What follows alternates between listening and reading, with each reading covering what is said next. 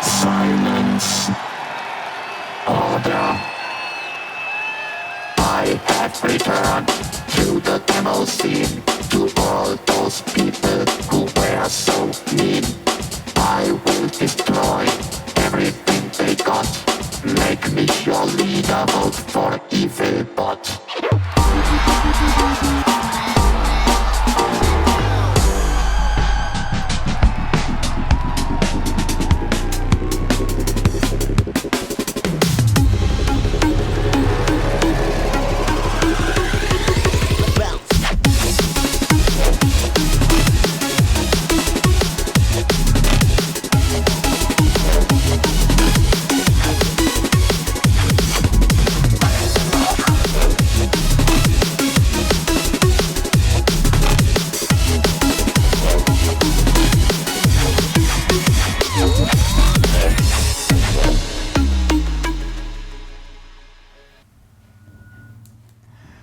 Good morning, everyone. I honestly expected to be alone today because when I had reluctantly agreed upon this very early time slot on Sunday, I hadn't yet realized the daylight saving times thingy. So I'm glad at least the two of you are here. So welcome to my seminar talk, News from an Alien and Twisted Musical Desert, which will be about music and sound generation on the Atari VCS 2600 console. With a quick survey on available sound routines or music players, which are exactly one. A survey on available tools, how to generate music. A little bit of theory from me, why the lack of sound routines and tools shape the Atari VCS music scene, and why I think there can be improvement. And finally, I will introduce a new sound routine and a new tracker, tier tracker, which I wrote, which I hope might be able to mitigate some of the problems I will outline today. One thing I will have to say up front, I am a coder, not a musician, so it's very likely I will talk some bullshit today. I may use wrong words, I may introduce silly concepts, whatever. So feel free to interrupt me and cry bullshit and correct me on things. I would be glad to learn something. So first up, I will quickly give a brief recap on the audio capabilities of the VCS as a baseline. So just as a reminder for those who don't know, the VCS has exactly 2 channels, and the sound in each channel is defined by 3 parameters. First, you have what it's called a distortion value, or what I call a waveform. There are 10 different waveforms to choose from. Then you have a volume, 4-bit, so 16 values of volume. And you have a frequency value of 5 bits, so 32 possible frequencies you can play. There are no filters, no inbuilt envelopes, no other hidden channels or anything other platforms might have. So this is very simple and as small as it can get. So 32 frequencies, wait a minute. If we quickly compute, 1 octave of traditional notes has 12 notes. So with 32 frequencies, we can roughly play only 3 octaves, right? Yes, but it's even worse. The big problem on the VCS is that the frequencies that are available don't match with traditional notes. So a lot of notes are simply unavailable, you cannot play them. And the notes that are there are most of the time off tune. And sometimes frequency exactly hit the spot between 2 notes, so they sound extremely off tune. And one of the bigger problem here is that these frequencies which are available are different between the different waveforms. So you have some waveforms which have certain notes available, which are not available on other waveforms. So combining waveforms with the same note is hard.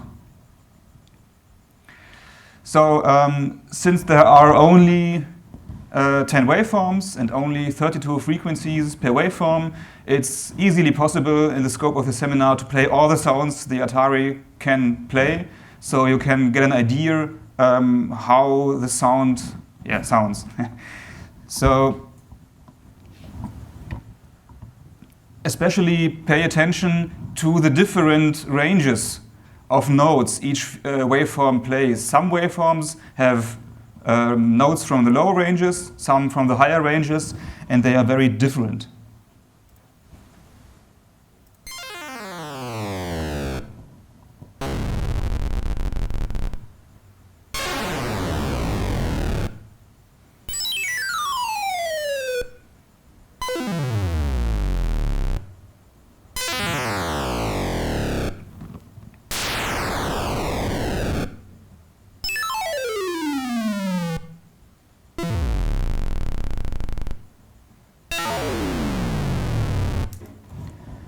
And that's it. That's all the notes the VCS can play. So this is something that should appeal to the old schooler who likes to make music under severe constraints and limits, right? So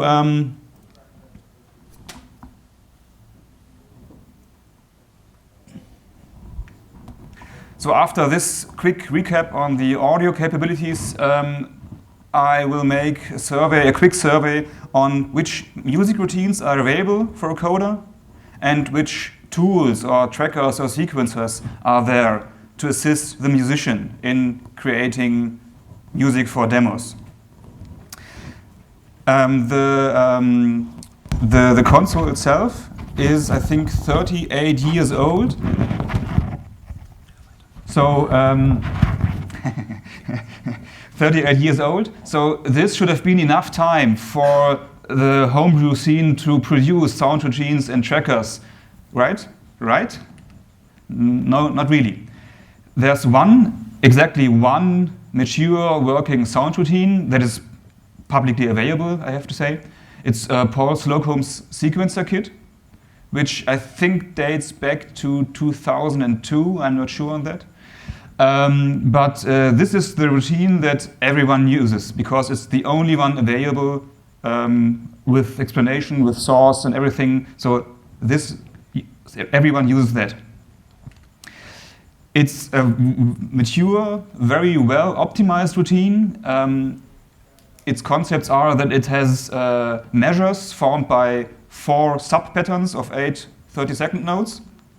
And each note can be one of 8 available waveforms, plus a frequency variable.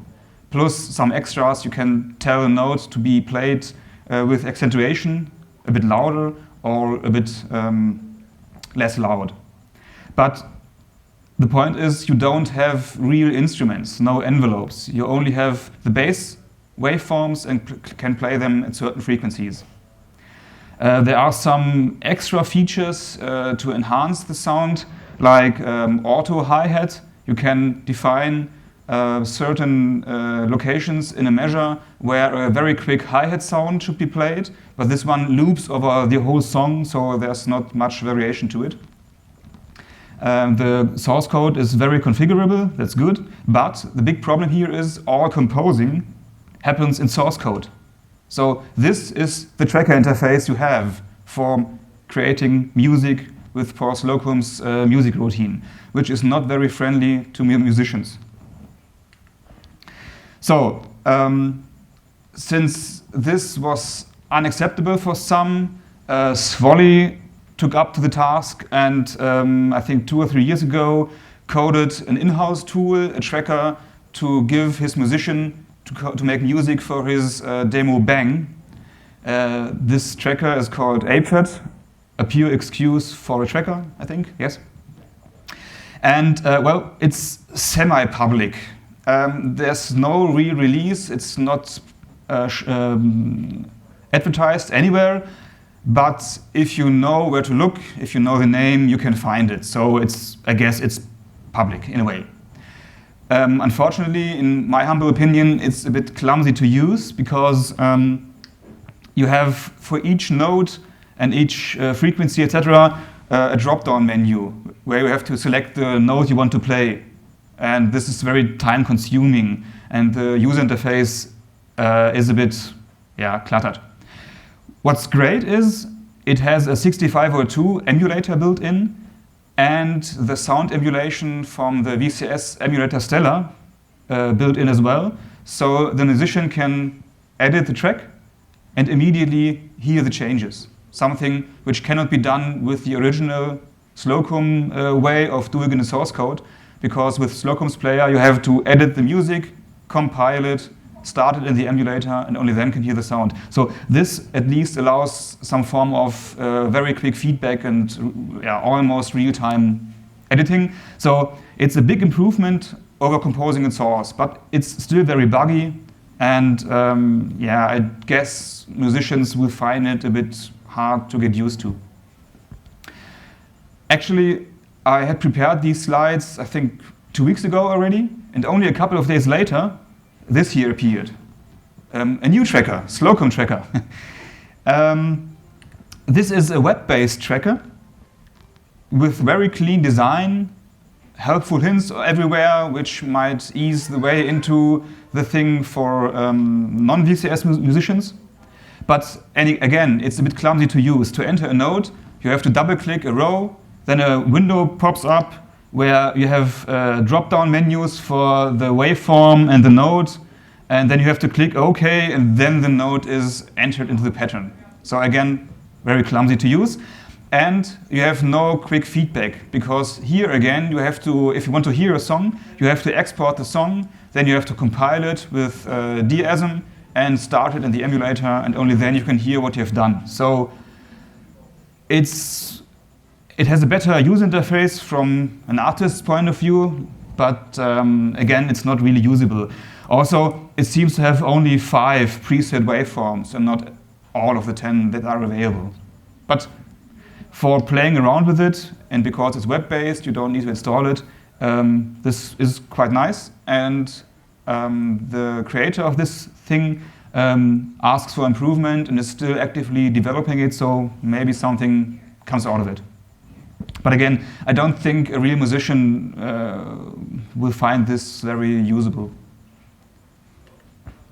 Okay, then there's one small sound engine I want to talk about, which only popped up once in a forum, and then the creator disappeared and never worked on it again. It's RichES in-game sound engine. Again, you have to edit your music in source, but what's really great with this sound routine is it supports ADSR envelopes for instruments. So you can define attack and decay phase, a sustain phase, a release phase for your instruments, and can create in this way much more complex and better sounding instruments than the simple waveforms the Slocum player has. Problem here is you have one channel for these ADSR envelope instruments, and the other channel is reserved for percussion instruments, which have no envelopes in the same sense with sustain phases and such. So with only 2 channels available, one reserved only for melody and one only for percussion, you cannot do any tricks like quickly playing subsequent notes to cramp in more melody and bass and drums in the same channel. You are fixed on one melody channel and one percussion channel. In addition, again, composing happens in source code, which is unacceptable to me, and the code is quite buggy and unoptimized because it seems like the author has abandoned it. But I still mention it here because it's the only other publicly available sound routine, and it already has envelopes, so that's nice. So, of course, there are in the demo scene there are a lot of proprietary music routines which are better than Slocum's, although most of them are based on Slocum's player, but those are not publicly available. But they sound better, so I would like to mention them here. First, from Ferris, where fellow user Chopin commented on that the envelope echo effect on the melody channel is nice compared to the harshness of the envelope-less Slocum driver. And I agree, it sounds much better, but since nobody has the source for this or a tracker, it's unusable to us. Then Il Mark, which I still consider to be one of the best musicians for VCS, has improved the Slocum player quite a bit. And the kind of sounds he manages to pull out of the VCS are really great. And his music sounds really great. But again, it's not publicly available and proprietary.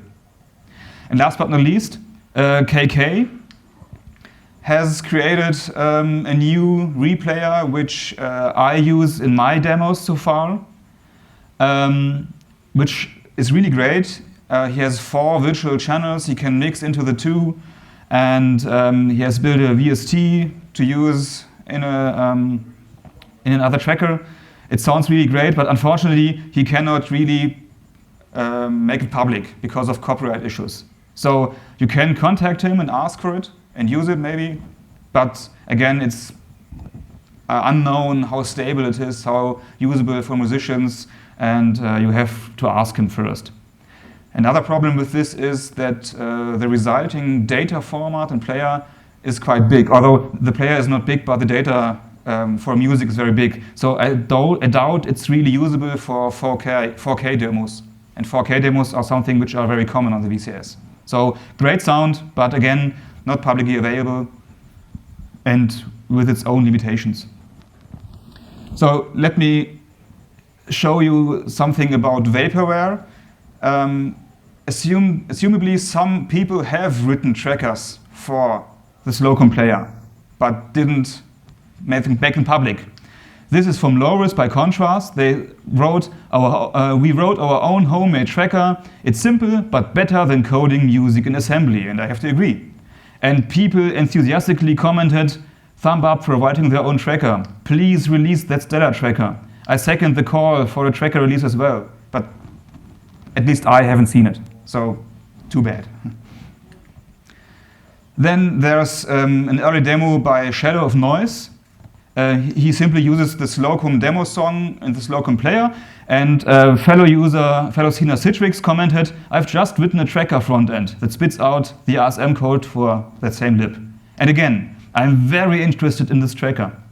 I'd also be interested in the tracker. Having a tracker would be most useful. Again, I don't know if anything came out of it, but I haven't seen it. So that's quite depressing.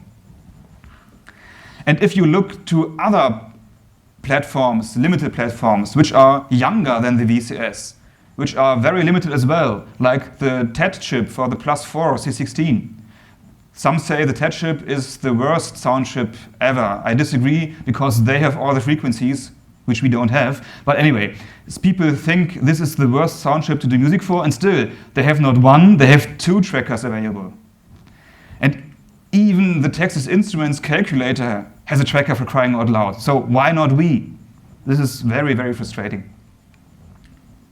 All right, so the lack of technology combined with the lack of tools that are accessible to musicians, in my mind, had a big influence on the music culture on the VCS. So first up, the Slocum player strongly favors 4 to the floor for 4 time. This is partly true for a lot of trackers on other platforms, but the way the Slocum player is made, this is even more so in this case. Then the lack of ADSR envelopes favors to play short notes. If you play a longer note, it will sound bad because it's only a stable frequency. So people will use more short notes than melodies with longer notes, which has a heavy influence on the style of music you produce. Although, to be fair, you are also forced to use short notes because you only have 2 channels and have to cram in more instruments. But still, I think the lack of envelopes really hurts here. Then you have long feedback cycles. You edit the source code, you compile it, you hear it, you have to go back to the source again to change something. This discourages experiments, I think. And this promotes that the musician will use more tried and proven styles, because quick experiments to find new creative way of making music under these limitations becomes very hard with these long feedback cycles. So you will hear a lot of tunes that sound very similar to each other, because again, the way it's built, no experiments are encouraged. And then because you have to make music in source code, composing music is more coding than art. And in fact, even way more than in other platforms, coders do the music for the demos and not musicians. People make demos, search for a musician and don't find one to provide music because the lack of tools. So coders do music, which leads to coder music. This is bad. And it encourages a certain style. No offense.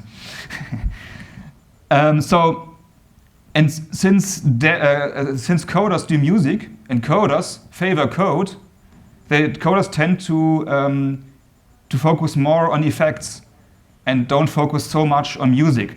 If they don't have a musician by their side, they have no one who says, hey, I need more space for music, otherwise I can't make good music.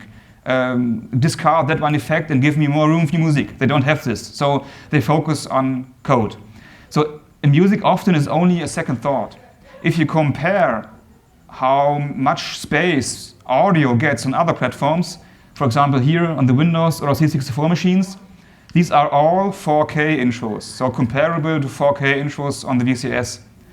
Hydrokinetics, released last year, uses 35.8% of its space, compressed space, for audio. That means player and music data. Wishful Seedling and Treskagin by Loonies, Blueberry, 25 and 40%. And even on the 64, where you don't have samples, you don't have the same kind of synth like you have on Windows, it's almost 20% of space the coder allowed the musician to use for music. Now compare this to 4K demos on the VCS. Tom Jones in Saigon, which I still consider to be the most interesting and best music experience on the VCS from Ilmark. They only have roughly 14% of the space allocated for music. Sigtro, maybe it's a bit unfair to include here because I think it was only a fast prod, but it only has 13.5% of its space for music. Coke Zero, which made second place last year in the old school intro compo here at Revision, has only roughly 12% dedicated to music. So if you compare this, there's a striking difference. Having said that, I realize that this is somehow comparing apples to oranges. And this comparison might be borderline meaningless because there are so many differences between the different platforms. First, on other machines like Windows or Amiga, you have a real synth which creates samples, which you can't do on the VCS. Then on the VCS, you cannot compress your intro. You have to use uncompressed code and data, while on other platforms, you compress your stuff. And I don't know if code compresses the same way as audio does. So maybe the relationships are not the same. Then you have, of course, different sizes for registers, the data bus, etc. So maybe this is a bit difficult comparison, but still, the difference is so striking that I think maybe there's a cultural problem here. That if we would allow the musician more space for music on the VCS, maybe we would get better music.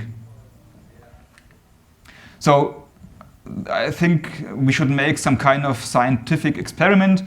If we ask ourselves why the average music quality on VCS is not very high, there are some great tunes, but a lot of tunes are very mediocre and sound the same, so they are not extremely good. Why is that so? Maybe the technical limitations are simply too severe. Maybe with the lack of notes, the lack of channels, the lack of samples, whatever, better music simply cannot be done, maybe. But I refuse to believe this. Or maybe the platform is too old and too unpopular, so the really good musicians don't try it out and don't give it a chance to make good music. Or I don't know. Or maybe the lack of tools simply deters the musicians. The lack of tools frustrates the coders and lessens their focus on music, and that is one of the reasons why music is so often so bad, and maybe it can improve. So, to make this the scientific experiment, we need more tools to see if we can eliminate this here. And that was one of the reasons I wrote a new sound routine and a tracker application, which you briefly saw already, to mitigate this problem and to see if able musicians might be can create something more sophisticated and better sounding. So quickly, some of its features. I will go into more details in a minute. The player routine features instruments with envelopes. It features patterns of variable length, and the pattern length can change inside the tune to allow for more than 4 on the floor. The source is highly configurable and size optimized. It's still bigger than Paul Slocum's player, but I think, as I've argued just a couple of minutes before, we need to allow more space for music to get better music. So I think the slightly increased size of the code is not the real problem here. And then I have a track application. Again, I'm a coder, no musician, so maybe this is unusable as well for musicians, I don't know, but I've given my best. This track application tries to be as accessible to musicians as possible, especially considering that the musician might not really know the limitations or the reasons behind the limitations of sound generation on the VCS. First, it includes full sound emulation, though the musician can edit things and immediately hear what he's doing. It includes pitch guides, which try to show the musician which notes are available and how off-tune they sound. You can create instruments, and to please the coder, there's a detailed breakdown how much size each component of the resulting song will use up later in the demo. So one distinction I make in my tracker is, I think, which is a bit unusual for trackers on other platforms. I make a distinction between melodic instruments and percussion instruments. And I come to this distinction in a minute. First, what is a melodic instrument in my tracker? A melodic instrument has a base waveform. You assign it one waveform, and this waveform will be used for the whole note. And then you can define an ADSR envelope for volume, an absolute value, and for frequency, which simply modifies the frequency of the note the musician wants to play the instrument in by a relative value between -7 and +7. So why do I have a fixed waveform? I think, as far as I know, on trackers on other platforms like the C64, you have more freedom and can change the waveform inside the envelope to get better sounding sounds. So the problem here is that you want to play your instrument in a certain note. Let's say you want to play a C4. If you change the waveform during the envelope, you might change it to a waveform where the note C4 simply isn't available, or where the same frequency isn't a C4 but an F sharp.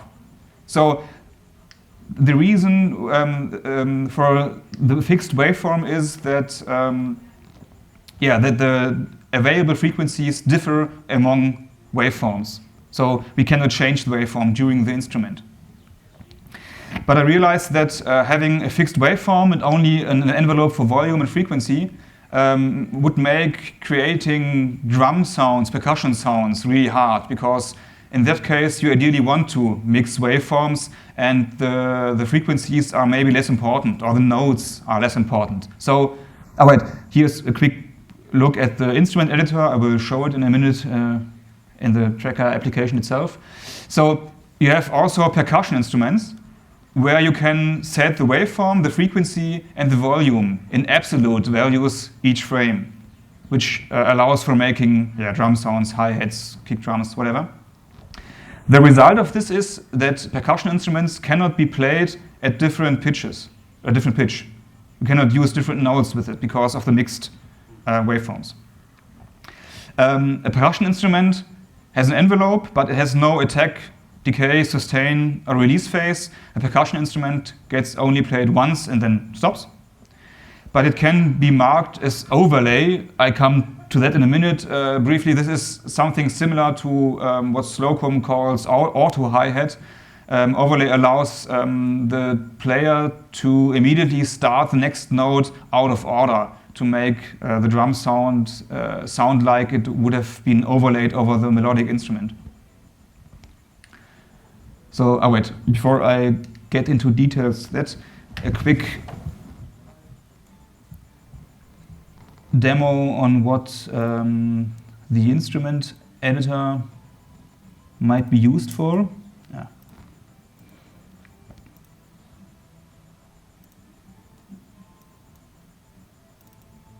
So again, I'm a musician. This is only a test instrument to see if it works, and where I wanted to try out things which might not be possible with Paul Slocum's player. So this is an instrument which implements some kind of arpeggio. It sounds like this.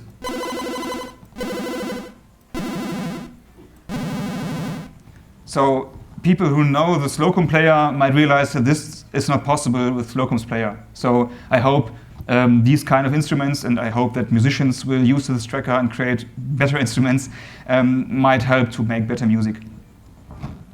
While we are at it, here below you can see what I call a pitch guide. So you have the bass waveform for this instrument, and for this bass waveform the tracker displays which notes are available. Labels in white are notes which sound off tune at max 10%. You can change this threshold.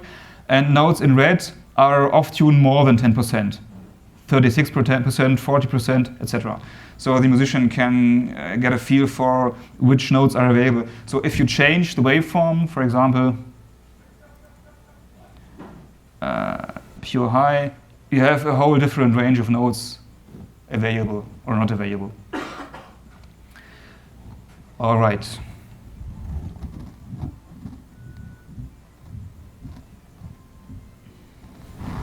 So let's get back to the percussion instruments.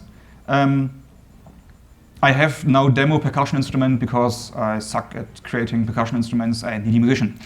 But a quick note on what is overlay in my tracker. Imagine you want, in a typical track, you have a melody and a percussion, drum sounds, whatever, and they get played at the same time. So typically you have one channel with a percussion sound and one channel where an instrument of the melody plays a note, and they start at the same time. The small ticks are TV frames at which the player updates the registers. The large ticks is the speed of the song. So in this case, speed 5, every 5 frames, a new note gets fetched and played. So if you have enough channels available, you could put the percussion and the melody in different channels and be done with it. So we don't have that luxury. So what people on the VCS are doing is they quickly play the percussion and the melody instrument after another. So in this case, they would play the drum sound and then play the note for the melody. But you note that in this case, because the drum sound only lasts for 3 frames, there's a gap of 2 frames, which is audible. And what you really want is the illusion that both sounds start at the same time. So what you can do in my tracker is you can mark a percussion as overlay, which means that as soon as the percussion has been finished, the next note will be fetched out of order. Normally it would be fetched here, but now it gets already fetched here, immediately started, but the attack decay phase gets skipped, and this sustain phase immediately gets played. So the idea is that a percussion sound often is louder or has more impact and drowns the melody a bit. So this hopefully creates the illusion that both sounds started at the same time, and the percussion sound only drowned out the melodic instrument. And yeah, maybe it helps to make not virtual channels, but to cram in more musical things happening in one channel at the same time. This feature costs about 40 bytes in the player, so size-aware coders might forbid the musician to use this, but we'll see. Okay, one note on pitch guides. As I've already explained, it is shown here which notes are available and which are not available. Oh, by the way, I forgot. With the instruments, you may have noticed that while playing all the sounds VCS can play, that there are 2 waveforms which sound the same. They have different ranges of notes available, but otherwise they basically sound the same. So what my track application allows is to create a virtual instrument which combines these two waveforms and provides a virtual instrument with 64 frequencies instead of 32. And when the application then exports the track into assembly, it automatically creates two different instruments, each for each waveform, and assigns the notes to these instruments. So this is the reason why you see so many frequencies here. Other waveforms don't have this. Anyway, back to the pitch guides. So these are a visual orientation for the musician, and it allows the musician to enter actual notes into the pattern instead of frequencies. In the Slocum player, you have to add frequency values. So you have a table handy. You have to have a table handy where you have to look up, if I want to play an A4, what frequency is this? And you have to enter the frequency number and the source code. So here you can actually enter notes. And you have pitch perfect pitch guides. That means these are pitch guides which assume that the note A4 is played at 440 Hertz. This is necessary if you ever want to play the VCS music alongside with other instruments, which I doubt you would want to do unless you are called LFT, but anyway. So this pitch perfect thing has the problem that while A4 is 440 Hertz, you have a lot of notes not available. Most notes are off tune. So what I also include is I have shifted these frequencies. I have assumed that, let's say A4 is not 440 Hertz, but 390 or whatever. And maybe with this setup, you get more in-tune notes. Because unless you have pitch-perfect hearing, you won't notice if A4 is exactly 440 Hertz. Your ear only notices the relative distance between notes. So you can actually shift this value to other values, still get the same sounds for people with non-pitch perfect hearing, but you get more available notes. So let me quickly show this. Let me select this virtual instrument with 64 frequencies. So you will notice if you count the notes which are more or less in tune, I think you will get 14 notes. So if I switch now to a setup with a different frequency, if you count the available notes now, you have 21 notes which are in tune, which should hopefully help the musician to make better music because he has more notes available. The problem right now is that I compute this optimum frequency over all available notes, and this results in, well, very strange notes which musicians might not really find really useful. The next version, the logic is already in there, but the user interface is not there. The next version will allow the musician to specify which notes he wants to have available and which waveforms he mainly wants to use. And then the application automatically computes a new pitch guide optimized for his requests.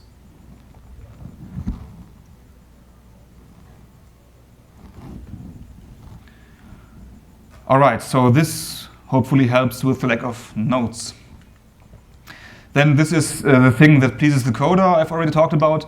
At any time you can switch to the info tab and get a detailed breakdown on the size of the track if you would export it to assembly. So below you see the values that depends on the number of patterns, the instrument sizes, etc., and the length of the track. And above you see the tracker automatically finds out which features the track uses, so which compiler flags he has to activate when exporting it to assembly. So in this, the core player you cannot change, this is fixed. But if you don't use goto, you would save 8 bytes. If you don't use overlay percussions, you save 40 bytes. If you don't use different tempo values for even and odd rows, which is called funk tempo on some platforms, you get 7 bytes, etc. So if the coder tells the musician you have 500 bytes for the musician can optimize his track to the specs and see where he can still save some bytes. So yeah, of course you can export the track to assembly. The tracker spits out 5 files. First, it's a variables source file where the RAM variables are defined and the compiler flags, which the coder should include at the top of his source. Then you have an init, which basically only instructs the player which patterns to use for the first notes. Then you have track data, which you can include anywhere in your code, which defines the instruments and the patterns and the sequence. And then you have 2 files which are static over all tracks, the player itself, and, well, a framework which only sets up an environment so you can, if you compile this, you immediately have a binary where you can hear your music. So the demo coder wouldn't want to use this. He would want to include these 4 things in his code to make the player spit out the music. And I try to comment the source code heavily, the data formats and the player itself, so the coder can still optimize it or add features or can understand what's happening there. So I wish I would be able to play a demo song with the tracker, but I can't because, as usual, I ran out of time. And the musician I asked for help and advice while developing this tracker had to prepare several tracks for revision and didn't have time as well. So what I need is a bit more time and a musician willing to do an example song. But anyway, the version currently available should already be usable to compose music and export it and everything. Most features are implemented already. Only some smaller things are missing. So you can grab the code at Bitbucket or download executables at the Atari Age forum or hit me up and I can provide them to you. Oh, by the way, the tracker uses SDL and Qt, so in theory it should be easily possible to create binaries running under Linux or Mac, but I haven't done this yet because right now you can use Wine under Linux to run this, so all's fine, I think. And next week I will release the full version at Poet. The next version will also have this pitch guide creator or customizer where you can specify which notes you want to have, which waveforms, and the tracker optimizes the pitch guide. One idea I also have is that I will provide special melodic instruments which quickly alternate 2 waveforms which provide the same frequencies to generate a new virtual waveform to get more instruments. I will include more precise timers. And right now, because one other reason I made this tracker was that I needed music for my demo. And in my demo, I have lots of RAM, but not much ROM. So right now, the player is optimized for ROM usage. But I realize right now it uses 9 bytes of RAM, which is a lot on the VCS at least. So the next version will also include configurations for RAM-optimized players. Finally, usability will improve because there's still no undo or copy and paste. You can duplicate patterns, but you cannot copy and paste individual ranges of notes. And I will add export. Right now you can export to DASM, but I will also include export to K65, which is a very nice compiler framework from KK, which makes programming the VCS a lot easier. So this is a call to arms for musicians. Go make music. Please prove the world wrong that the VCS cannot do good music. Show the world that there's still room on top to improve the sound capability. Accept the challenge, push the boundaries. It's the old school spirit. Show that the VCS can do better. And maybe with this tool, I hope we can get more musicians interested. And if we have more musicians, we might in turn also get more coders again. Because I know several people who coded for the VCS and stopped doing demos on the VCS because they got frustrated by not being able to find a musician. So maybe right now I'm feeling a bit lonely on the VCS, so maybe this helps to bring back more coders. And finally, I need some example songs and some example instruments for others to use. I can't do this as a coder, so I hope some people might help out here and create some of these. All right. That's it, basically. A quick overview. Any questions?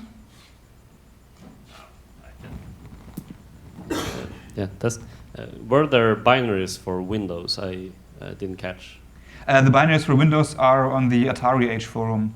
Oh, right okay. now. Yeah, because I know Knocke wanted to try some composing, and there was no ApeFat binaries, and I don't have a Windows setup. Okay. Yeah, I can give you the link. I can add another thing. Just with the VCS, you may you have a piano keyboard, but the piano keyboard is a Western scale. Mm-hmm. So with the VCS, it may be interesting to encourage musicians to abandon the Western scale, because you can construct other scales with octaves. So you get 3 or 4 octaves of notes which are in tune with each other, Mm-hmm. but not in tune with the equal temperament scale. So that's something to think about. But that's mostly like a user interface thing. The player itself looks very good. I have had a lot of the same ideas, but Mm-hmm. not the time to implement them. So it's very good effort there.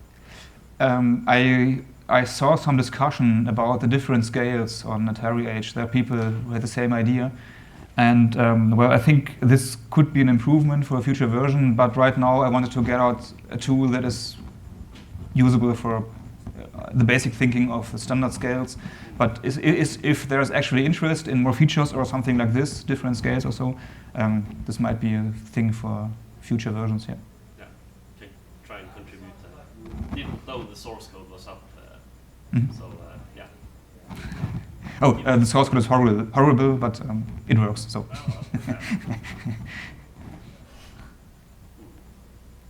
All right, then. Yeah. Thank you very much for attending, the two of you, and hit me up afterwards if you have any more questions. Yeah.